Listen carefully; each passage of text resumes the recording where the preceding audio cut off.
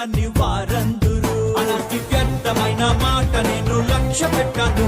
నేను నమ్ముకున్న దేవుని నేనెరిగి ఉన్నాను. అలాంటి వ్యర్థమైన మాట నేను లక్ష్య పెట్టాను. నా తలను ఎత్తే దేవుని నేనెరిగి ఉన్నాను. నా మహిమకు ఆస్పదము కేవలం యేసే. Jesus is my glory, Jesus is my glory, Jesus is my glory, Jesus is my glory, Jesus is my glory.